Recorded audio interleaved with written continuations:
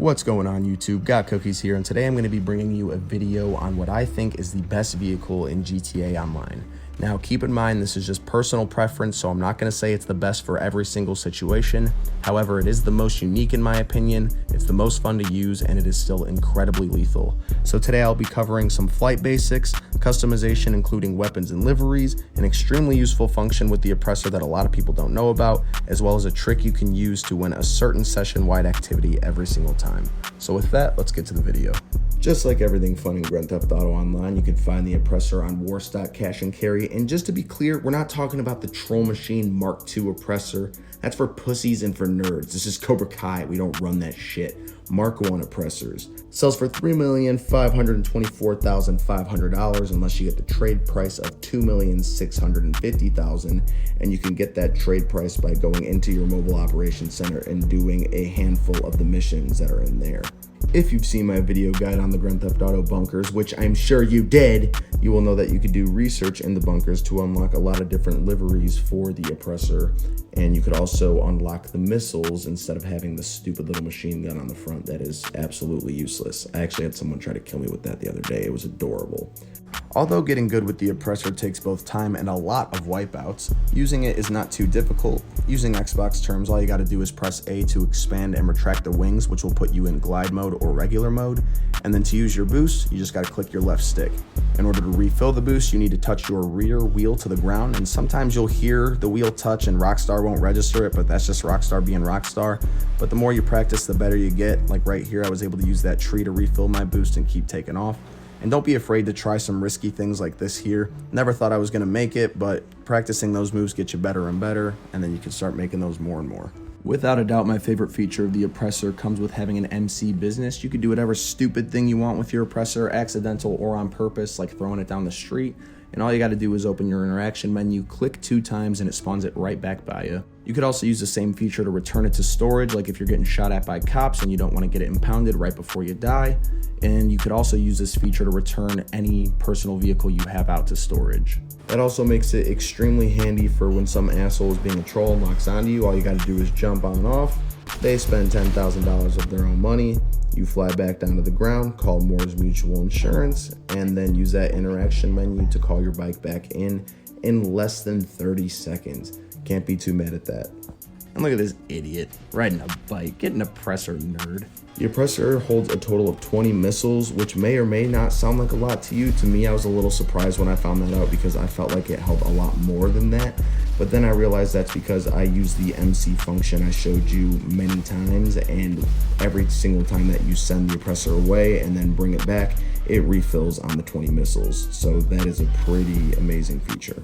Just like everything, the Oppressor does have its downsides. One of them is it comes with a machine gun on the front, which is basically useless, and you need to get the rockets by doing research in your bunker.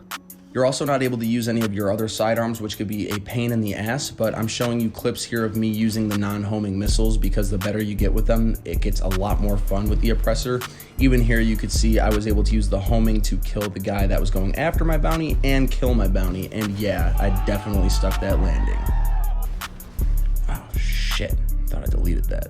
Another great weapon for the Oppressor that most people don't know about is brute force. Works very well. Just gotta be careful because it might use it against you and say the other person used your own Oppressor as a melee weapon to kill you. Look at him, shocked to be alive, as he should be. But we'll see how that guy feels when I win the Perform the Longest Jump in a Land Vehicle challenge. Really easy with the Oppressor. You just got to get to a high location, boost off, and it will count the entire glide as one jump. I've gotten 12,000 feet before. Right here I get about 6,800, and the second place is a whopping 294, and I won almost $9,000 on this. I don't know why no one knows about this. One of the problems you can run into with the Oppressor is running out of air to glide and falling straight down, usually to your death, or landing too hard and wiping out. I was able to find a way around this, and I will be making another video and posting that separately for the sake of time, but I think this clip right here shows perfectly how well this method works. So if you want to learn how to do it, just go ahead and check out that video, which I will be posting soon. And for all you Mark II fans out there, yeah, just to prove a point, I went on a one-on-one battle with this guy with the Mark II. Killed him 5 times in a row, never got me once. So, I'm not saying which one's better, but this one's better.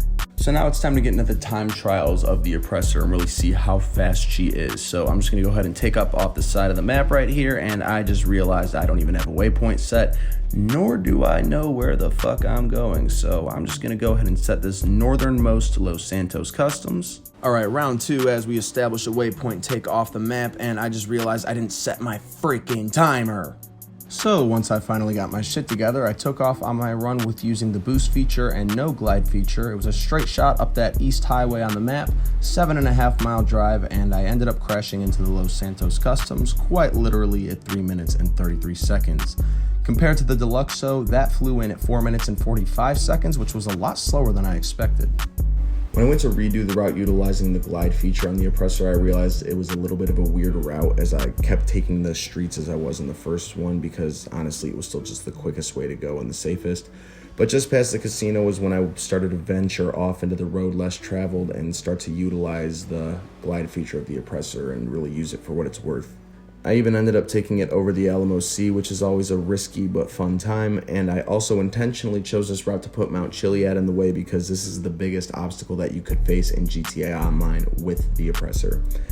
Even with that obstacle in the way, I still ended up crashing into Los Santos Customs at 3 minutes and 40 seconds, which was really close to the 3 minute and 33 seconds of just using that highway and the boost.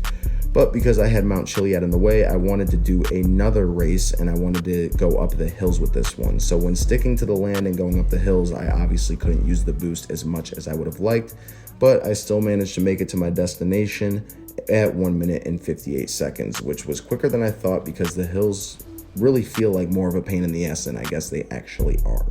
But no matter how big of a pain in the ass, those hills are still going to be taken out of the way with the glide feature on the Oppressor. So I was really looking forward to see what the timing was on this one.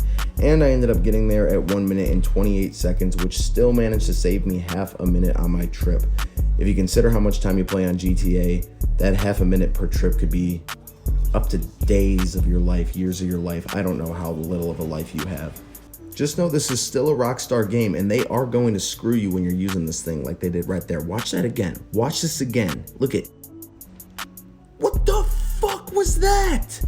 Are you kidding? But with that bit of nonsense, that'll wrap it up for this video today, guys. I hope you got something beneficial out of this today, and I hope to see even more of you trying the original Oppressor. It really is a lot of things, but more than anything, it's just fun.